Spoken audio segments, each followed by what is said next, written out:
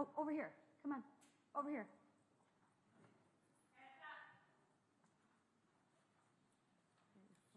Here, let me take this from, oh, you got your photo. Okay, you can take it. Come here. Here, we'll get over here. Get over here. He'll speak right here, so if you could come right here. Perfect.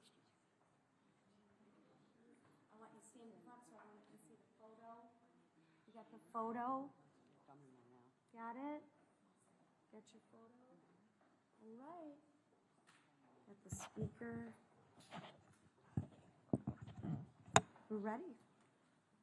Thank you. Thank you all for joining us this afternoon. Just a few moments ago, the House Republicans voted to end the Democrat Department of Homeland Security shutdown once and for all. And we are pleased to tell you that we'll be funding for the next 3 years our border security and immigration enforcement. These are critical agencies and critical functions of the federal government, to state the obvious. And it's rather shocking to us that Democrats wanted none of it. We have 3 full years of funding now, and there is not a Democrat here who voted to support that. But what we've done now by funding it for 3 years is we've taken away their ability to cut that funding, to block that funding, or to take hostage the funding for the remainder of the Trump administration. And again, it's rather sad and shocking to us that it came to this, but that's the time we're in. A partisan vote to fund the enforcement of federal immigration law. Just think of it. But this is good news for everybody except Washington Democrats, okay? They gained absolutely nothing from their reckless crusade to return our country to open borders and unfettered mass migration. House Republicans will always stand with America's law enforcement, and we will always work to ensure that these brave men and women have the resources they need to carry out their responsibilities, to protect America's families and communities, and to prevent tragedies like the murder of Laken Riley, Sheridan Gorman, and so many other precious lives that have been lost as a result of President Biden and the Democrats' open border policies for 4 years. With us today are a few of those families, and we thank them for being here to bravely share their stories because they have such impact. And they remind us that we can never go back to those crazy policies again. Every single leader who voted to defund ICE and CBP should remember the faces and the stories of those Americans that we have lost. The American people are going to remember it. They're going to remember, too, that it was Republicans and Republicans alone who did the responsible thing and funded these critically important agencies at this critical time. Democrats, on the other hand, demonstrated to the entire country once again how little they prioritize the security of our borders and the livelihoods of those who put their own lives at risk and on the line to defend our homeland. Today's Democratic Party has sadly been infiltrated with an insurgent wing of radicals, Marxists, categories of people that would never even considered running for office before, but that's who we have. And they are fundamentally opposed to the underlying mission of our border and immigration agencies. And this Republican majority and the American people are not going to abide that. The historic mandate that put President Trump in the White House and Republican majorities in both the House and the Senate is evidence of the fact that Democrats' defund the police agenda is wildly out of step with hardworking American families. After 4 long years of Democrat policies that open the door to dangerous criminals and deadly drugs, Republicans are delivering on our promise to restore safe streets and secure our borders. I'll turn it over to our Majority Leader, Steve Scalise. Thank you, Mr. Speaker. Today, Democrats proved once again with their voices and with their votes that they want open borders and that they are willing to vote to defund the police. We've seen time and time again, whether it was the defund the police movement years ago in local communities and now here at the federal level, when we had to fight for months during a shutdown of the Department of Homeland Security to properly fund the agency, and especially the law enforcement officers who risk their lives to keep our communities safe and enforce our immigration laws, keeping violent criminals out of our communities. When I spoke on the House floor earlier today for the bill, I mentioned, sadly, the many, many victims who have been murdered by people who came here illegally that our Border Patrol agents are trying to stop from coming into our country and trying to find and get out of our country so they can't kill more Americans. And yet every Democrat voted no because they want to defund those very law enforcement officers. It's disgraceful, but it's telling to the American people who want safe communities and deserve safe streets. We've worked closely with this president to provide safety in communities to the point where now we have the lowest murder rate in over 100 years. And yet there's still violent criminals out there. There's still terrorists who are trying to commit attacks here on our homeland. That's why we need a fully funded Department of Homeland Security. And Democrats, time and time again, voted to shut the entire agency down, leading to TSA lines, let's not forget that, leading to turmoil for millions of American families, and they don't care. They don't care about those families because all they want to do is continue to fight up here anything President Trump does, including trying to secure the border. If President Trump says he's going to secure the border, then they deem that something they will fight against, and they want an open border. Well, that's not where America is. I know we've got families up here who have truly felt the impact of this violence, of some of these horrible people that have come into our country and committed some of the most violent crimes. We keep them all in our prayers. We continue to not only pray for them, but work and vote to ensure that our Department of Homeland Security has the tools to keep our country safe so this never happens again. With that, turn it over to our chair, Lisa McClain. Thank you, Mr. Leader. Thank you, Speaker Johnson. And more importantly, thank you for all of you guys for being here. Sadly, I wish you weren't here. Right? I'm sure you wish you weren't here too. But I applaud your courage to come and tell your story so we can hear your voices, so America can hear your voices. Today is about keeping a promise to the American people. For 4 years, we watched the consequences of an open border agenda unfold in communities across the country. We saw record illegal crossings. We saw neighborhoods and families destroyed by fentanyl carried over the border. Just take a look at what you see up here. These are facts.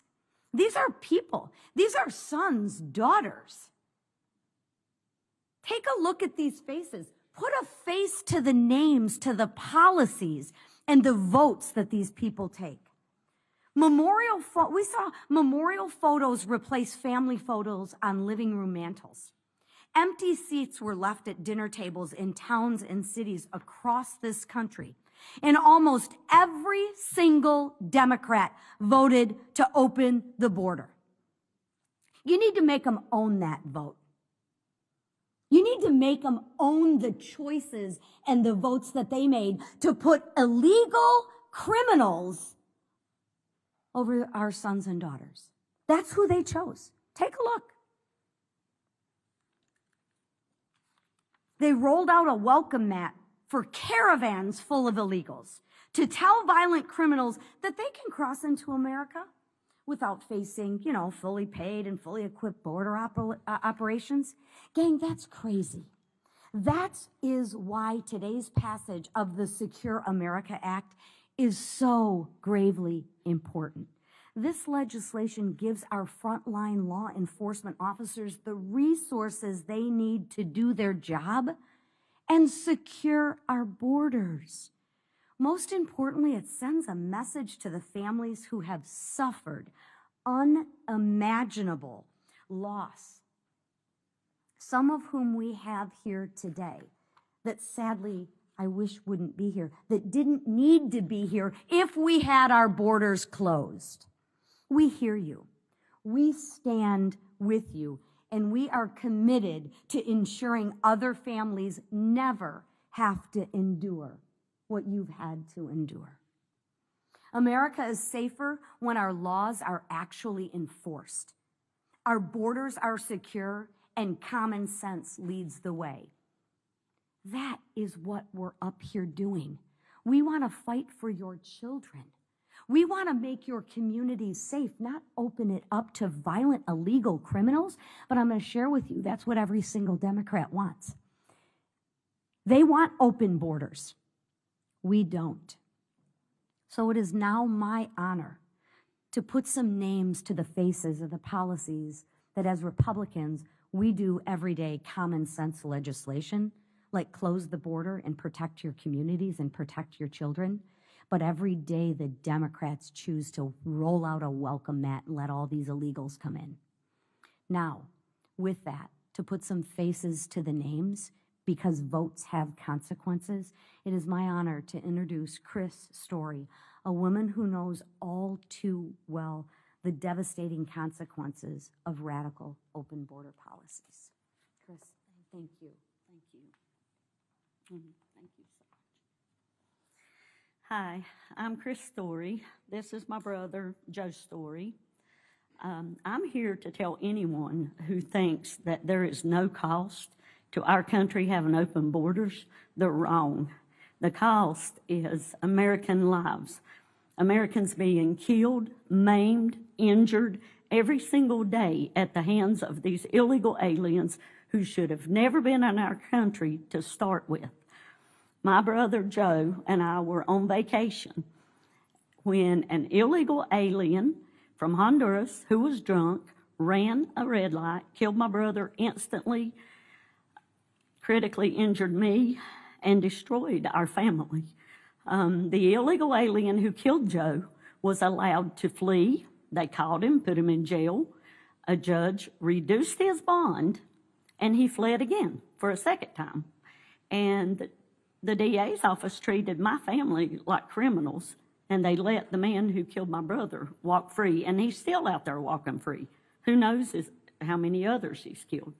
He may not have, but he may have. So anyway, it takes a toll on all of these families. I've met so many families across the whole country. We are devastated. The cost is too high for us having open borders. It has to end. There has to be something done about it, and this administration and President Trump are the first ones that have done anything to help our families, and I cannot thank you enough.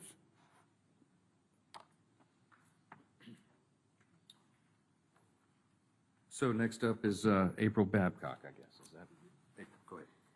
Thank you, Speaker Johnson. And I want to thank the Trump administration.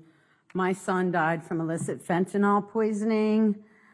Since his passing, I started a nonprofit, Lost Voice to Fentanyl, and we're the boots on the ground. We're just trying to warn Americans. We're trying to save your kids from death. Our kids are dead. We can't bring them back, but we're just trying to raise awareness and warn the public. And I really want to say, any politician that does not support funding ICE, funding CBP, securing our border, they are traitors to our country. So eat your sandwich, because it might be the last sandwich you ever eat. We are sick and tired of funerals. These are Americans losing their lives, and it's not normal, but it's a common story. We've lost over 500,000 Americans, and that's a very lowball number. Something's got to change. I thank from the bottom of my heart everything the Trump administration has done, closing the de minimis loophole, labeling the Mexican cartels as terrorists, securing our southern border. We got to get more aggressive with our northern border. He started a public service announcement, the fentanyl-free America. I mean, the list is never ending, and under Joe Biden, we were ignored. And that is just the facts. And we're sick and tired of funerals, and we want to be heard, and we appreciate you giving us the time to speak. And again, I want to thank the Trump administration. Whole of government approach. Let's go after these people. Thank you. Thanks, April, for your strong voice and your advocacy. Next up is Jackie Long. Hi. Thank you, Speaker Johnson and Leader Scalise. We really appreciate it. And, you know, I'm here to say that the Secure America Act was needed. I wish we could fund ICE and CBP. I can't even believe that we have to ask for funding for agencies that protect American citizens. With open borders, it allowed so many illegal aliens to come through. There are at least a good 200,000 victims that you haven't even heard about that were murdered by illegal aliens. There are over 500,000 U.S. citizens that have died from fentanyl poisoning. 2 of those victims are my son, Ryan, and his girlfriend, Stephanie, found together dead from illicit fentanyl poisoning.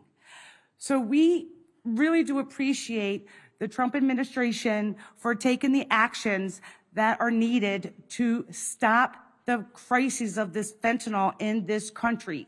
We're losing lives every day still due to the fentanyl crisis, and even more synthetic drugs that are coming through our communities, through our country, stealing lives, devastating families. And from each victim, you understand there's a family behind that victim, that we're devastated every single day.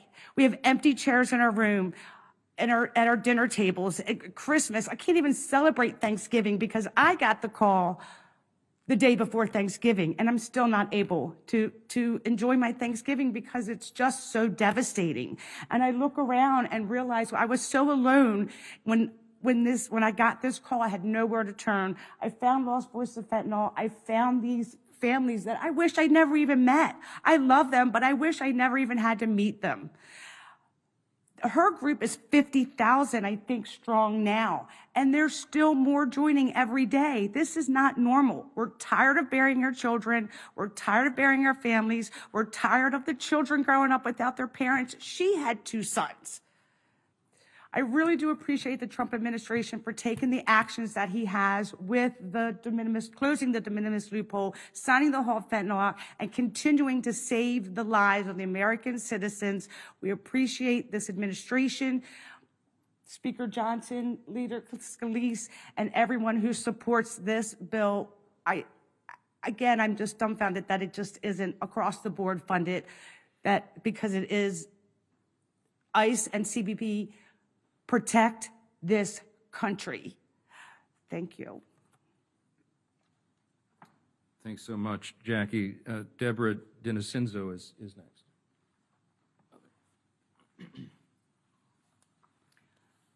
Hi, everybody. My name is Deborah Dinocenzo. This is my son, Michael. I lost my daughter, Dana, to fentanyl poisoning. 4 years later, I lost my son, Ricky, to fentanyl poisoning, his siblings. I cannot thank this administration, yourself, enough for everything that they are doing. Prior to this administration, we felt like we had nobody that cared about us, cared about either one of us, any of us parents that the illegal crime has affected, which is a lot of us. I did some research, and 32% of every American family has had somebody that has been poisoned by fentanyl. That's a lot. And it feels good. It's a really good feeling that we have an administration that is helping us, but it's still not enough. The fentanyl is coming in through the southern border. I have no doubt that the fentanyl that killed my children came from the southern border. So what happened today is huge. We need ICE. We need to save American lives. Why would we not want to do this? How they could vote against it, it baffles my mind. All these people, 500,000 people, that if it were up to them, they would not have ever been protected. Again, thank you. Thank you for this opportunity. Thank you to the administration for this opportunity to speak. And thank you for everything that you're doing and will continue to do. Thank you. Go ahead. Hello, my name is Michael Dinocenzo. I am Debbie Dinocenzo's son. It's a shame that I have to be here. I wish I wasn't here. It's a shame that my mom is going to cry right now. She's not supposed to be crying. Losing 2 siblings is hard. Losing anyone in your family to illicit fentanyl is really hard. illicit fentanyl is not supposed to be coming through our borders. Thank God we have an administration that's putting something up to stop this. The borders need to be closed. We're going to strengthen our borders due to the new ICE Act that's being enforced by Speaker Johnson. Yesterday, we went to a funeral for my neighbor, and the funeral home owner knew us. Why would they know us? They're not supposed to know us. And it's just innocent children are dying. People my age, the average age is around 16. That's around my age. Why? And it's a shame that I have to be up here. Thank you. Very well said. Last but not least, we're going to hear from Debbie Santini. Thank you, Speaker Johnson. My name is Debbie Santini, and this is my son, Jesse Bird. He died 4 years ago of fentanyl poisoning with no real investigation into his death, how it happened. I don't stand up here for him. I stand up here for every family that says, not my kid, not my family, because it can happen to each and every one of you here in this room. Fentanyl poisoning doesn't discriminate. It doesn't care what nationality you are, whether you're a Democrat or a Republican, it doesn't matter. We are all at risk of fentanyl poisoning. And for 4 years, as you've heard up here with the Biden administration, we were not heard by any of them. They didn't care. And President Trump heard our cries, and he's listened to us, and he's had us in the White House. They are working really hard to protect each and every American life. We have enough American criminals here in our country. We don't need to bring illegal alien criminals here and give them the right to continue to rape, murder, kill, and bring their illicit drugs to take more lives. My life and the life of my family has forever changed without my beautiful baby. My life will never be the same. And we all wish we had never known each other. I'm thankful for these women that I stand up here with. I'm thankful to you all and to the Trump administration. So this is why we do what we do. It's not for our families, it's for your family. Thank you. Well, again, I want to thank Debbie and the DeNicenzos and Jackie and April and Chris for their advocacy. These are unspeakable tragedies, and it's so horrific that this happened on our shores in our country, and it was also unnecessary. Our hearts go out to you. Our prayers are with your family, and you represent your lost loved ones so well. And it does have a big impact and a big effect because people are moved by these stories. So thank you all again for your time and your advocacy and your endless struggles and heartaches.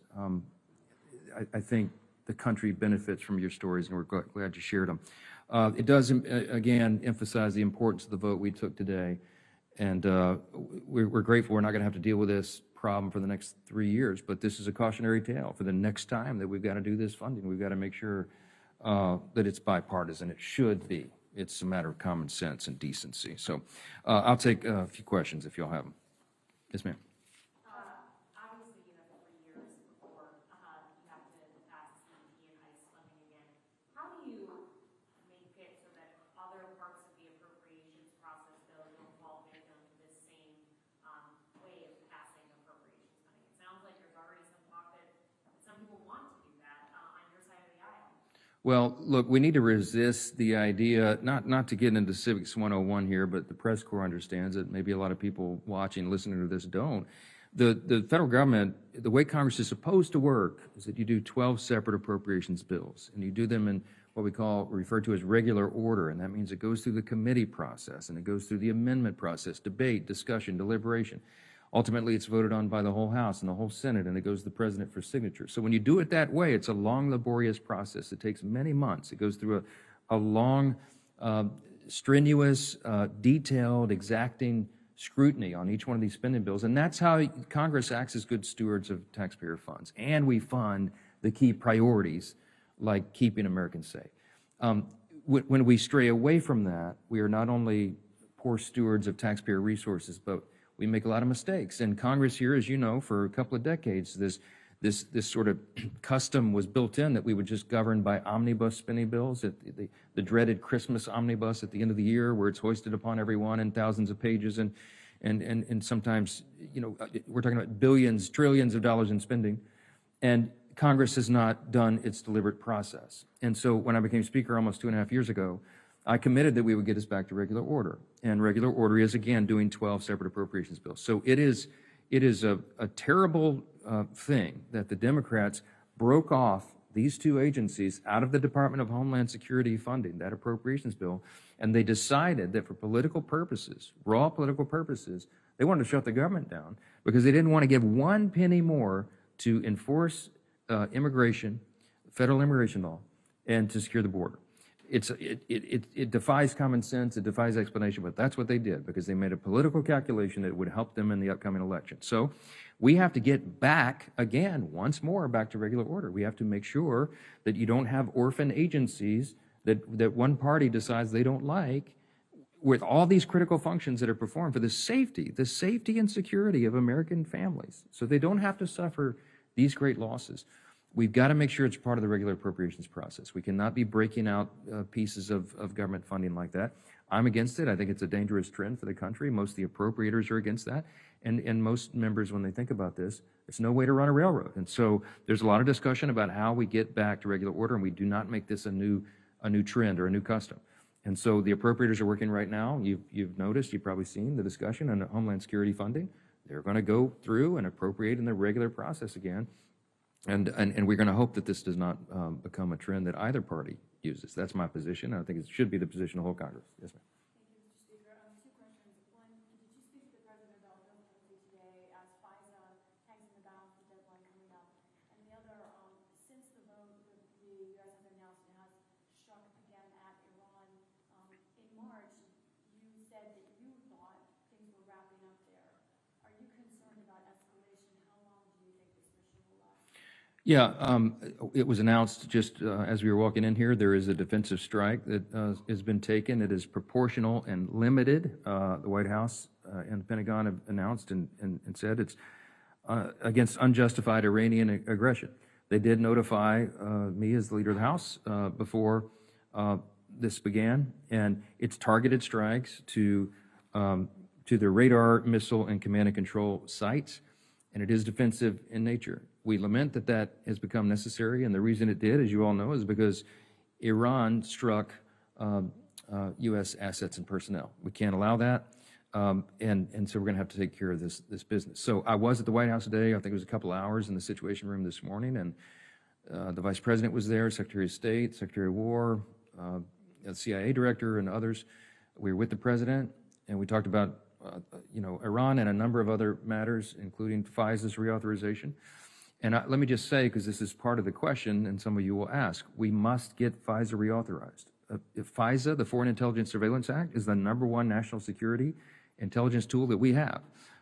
Roughly 2/3 of the President's daily national security briefing comes from intelligence that is collected from us surveilling foreign dangerous people, terrorists, and others who mean Americans harm. We can't let it go dark. It expires on Friday. And we in the House passed a reauthorization of FISA back in April, on April 29th. And it had some more meaningful reforms to tighten it up and make sure that it works well and as designed. We passed that. It's been sitting in the Senate. They had been working on a bicameral, bipartisan solution to get this done, and that was working well until just a few days ago when the Democrats decided once again, like they decided not to fund border and immigration enforcement, they decided now they don't want to reauthorize FISA because the President announced an interim appointment, a short-term appointment for something they disagreed with. You cannot play politics with the security of the American people. And that is a common theme between what we're discussing today and with the reauthorization of FISA. And it shows you what the other party, where their priorities are.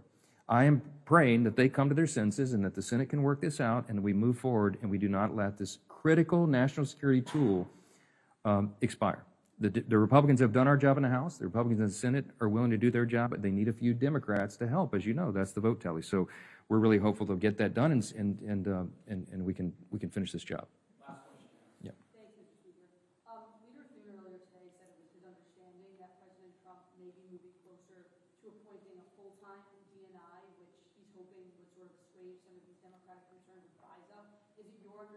that the president is nearing an announcement of a full-time DNI? Yeah, I mean, I think he's made that clear himself, and he's been interviewing people. I think it's 5 candidates, as was discussed today, and yesterday they discussed it. I do think we're very close to getting that done, and it's an important position and one that I think will be filled by a highly qualified person. And so, look, the president has the prerogative on whom he chooses. The Senate, of course, has confirmation responsibility. But I'm confident they'll find a person who will meet all that criteria, and we look forward to getting that done. I want to thank these families again for taking the time and going through the heart-wrenching exercise it is to tell these stories, but again, it's important. So bless you all. You're in our prayers. You continue to be. Sorry for your loss. Thank you. We'll go out over this. Yeah, we're gonna grab our purse. Here. We go this way.